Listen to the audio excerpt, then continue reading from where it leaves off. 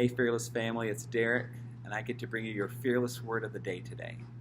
So we're going to be in the book of 1 Thessalonians, chapter 4, verses 3 through 5. And it says, "It is God's will that you should be sanctified, that you should avoid sexual immorality, that each of you should learn to control your own body in a way that is holy and honorable, not in passionate lust like the pagans who don't know God." So Paul's saying two things here. Number one, he's saying that God calls us to be sanctified, right? And that just means to be set apart, to be holy, to be different than those around us in our culture. It's the same kind of language that he used with Israel when he gave them the 10 Commandments that we've been going through in our Thrive series. He wanted them to be different. He wanted them to be set apart and made holy. So what's one way we can do that? We need to refrain from sexual immorality.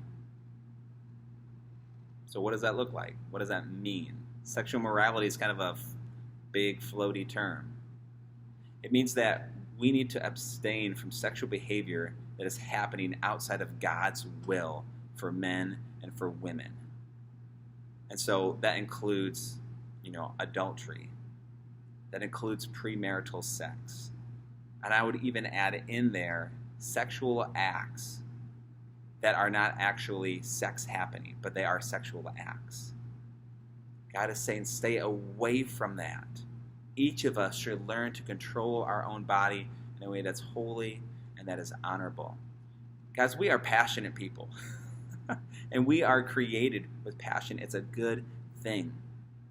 But sometimes when we step into a passionate moment, whether you're passionate about a sports game, passionate in a conversation, or passionate towards another person, sometimes the brain does not always work as well as it should. And so God is calling us to live in a way that is honorable, not only to ourselves, but that our actions, that our thoughts are honoring the other person in the conversation or the other people that we're interacting with.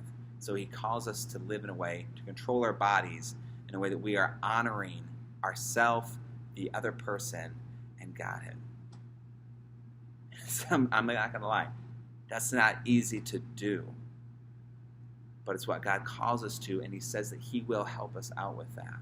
He calls us to stay away from passionate lusts like the pagans who don't know God.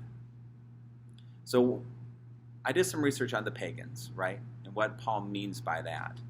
And apparently, back in the day, the ancient Near Eastern time, with Rome and the Greeks, it was very common, especially in Greece, for, the husband in the family structure, if he's providing for his wife, who's overseeing the household, he can kind of do whatever he wants. And that is horrible. And so this is what the pagans are doing. And God says, I want something better for you. He's looking at wives and he's saying, you deserve someone who just chooses you and doesn't go somewhere else. He's looking at husbands and he's like, I'm calling you to a higher standard. Because that's not what I do as your God. I don't run around looking for other people. I've chosen you and I'm sticking with you. And that's what he calls us to. In one of my classes, when I was in college, in one of my history classes, one of my professors had said, part of the contributing factor for the fall of the Roman Empire, and he had listed other cultures, Rome's the only one I can remember, but one of the contributing factors is the breakdown of the family structure. When the family structure started to fracture, husbands started to do their own things, wives were kind of left, and they were like side people here and there. When the family started to break apart, that led to the breakdown of the Roman Empire. That's a big deal. And so when God calls us to refrain from sexual immorality, it's not just because he wants to, wag his finger at us and say, no, don't do that. It's because he cares about us as people. Because he knows the hurt that we can go through. Because he wants his world to succeed as well. And when the family breaks down, it breaks so many other things. And so today, I want you to just think about that. And think, is there anything in your life that is causing you to move outside of God's will? Is there any way that you need to control your own body so that what you do is holy and honorable to God?